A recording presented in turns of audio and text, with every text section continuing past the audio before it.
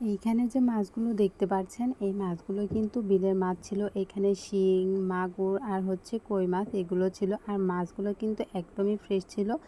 এখন আমি মাছগুলো কেটে ধুয়ে ভালোভাবে পরিষ্কার করে নিব। এইখানে আমি কই মাছগুলো নিয়েছি, আর শিং মাছ, মাগুর মাছগুলো আমি আলাদা করে রেখেছি। ওইগুলো অন্য আরেকদিন রেসিপি করে দেখাবো।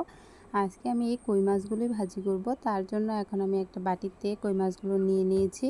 আর মাছগুলো কিন্তু ঠিক এইরকম করে মাঝখান দিয়ে একটু কেটে নিয়েছি, যাতে করে মশলাগুলো মাছের ভিতরে যায় তার জন্য। আর এইভাবে মাছ ভাজি করলে কিন্তু খুব তাড়াতাড়ি হয়। এখন আমি একে একে সব গুঁড়া মশলাগুলোই দিয়ে দিব। প্রথমে আমি মরিচের গুঁড়া দিলাম, তারপর এখানে আমি হলুদের গুঁড়া দিব। হলুদের গুঁড়া দেওয়ার পর এখানে পরিমাণ মতো লবণ দিয়ে দিব।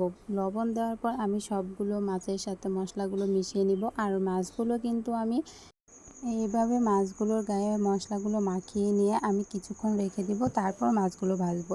মাছগুলো খুব ভালোভাবে মাখিয়ে নিয়েছি। এখন আমি একটি কড়াইয়ে মাছগুলো ভেজে নেব। তার জন্য প্রথমে আমি এখানে রেগুলার যে তেলটা ইউজ করি সেই তেল দিয়ে দিব। তারপর তেলটা একটু গরম হয়ে গেলেই মাছগুলো আমি ছেড়ে দিব। তেল একটু গরম করে মাছগুলো ছাড়লে কিন্তু মাছগুলো কড়াইতে লেগে যাবে না, তাতে করে কিন্তু মাছ ভাজি করতে খুবই সহজ হবে। এইভাবে আমি সবগুলো মাছই দিয়ে দিলাম, আর কিছুক্ষণ মাছগুলো এইভাবে রেখে দিব।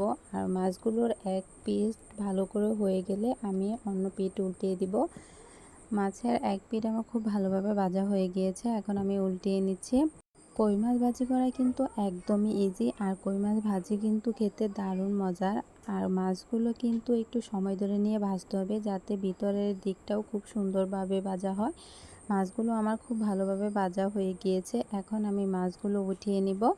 মাছগুলো উঠিয়ে নিয়ে আমি সে একই কড়াইয়ে আবারও পরিমাণ মতো তেলটা দিয়ে দিব। আমি সব সময় কিন্তু কই মাছগুলো এইভাবে ভেজে থাকি। এইভাবে মাছগুলো ভাজি করলে কিন্তু আমার কাছে সবথেকে ভালো মনে হয়। তারপর আমি আবারও সেই গুঁড়া মশলাগুলো দিয়ে দিব।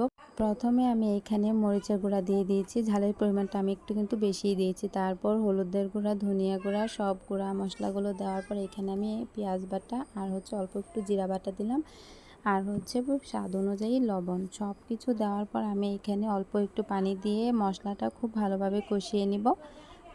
যারা কই মাছ ভাজি এভাবে করে এখনও খেয়ে দেখেন নাই, তারা কিন্তু একবার হলেও এভাবে কই মাছ ভাজি করে খেয়ে দেখতে পারেন।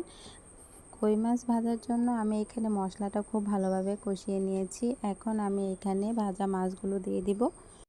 কই মাছগুলো দেওয়ার পর আমি মশলার সাথে কই মাছগুলো খুব ভালোভাবে মিশিয়ে নিব। কই মাছ কিন্তু খেতে দারুণ মজার, তবে মাছগুলো কাটতে একটু ঝামেলা। তবে মাছগুলো কাটার পর এইভাবে মাছ ভাজি করলে কিন্তু সেই কষ্টটা আর মনে হয় না। মাছ ভাজি কিন্তু আমি এইভাবেই সবসময় করে থাকি। এই তো মাছগুলো আমার প্রায় ভাজা হয়ে গিয়েছে।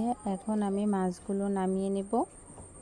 আর হ্যাঁ, মাছগুলো একটু কিন্তু আমি কড়া করেই ভেজে নিয়েছি। আপনারা চাইলে কিন্তু আপনাদের স্বাদ অনুযায়ী কিন্তু ভাজতে পারেন।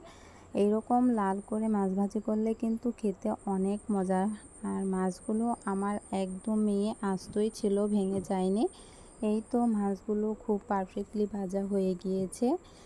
মাছ ভাজির এই ভিডিওটা আপনাদের কাছে কেমন লাগলো অবশ্যই লাইক, কমেন্ট, শেয়ার করে জানাবেন। আর আমার চ্যানেলে এরকম ভিডিও পেতে আমার চ্যানেলটি সাবস্ক্রাইব করে আমার পাশে থাকবেন। আল্লাহ হাফেজ।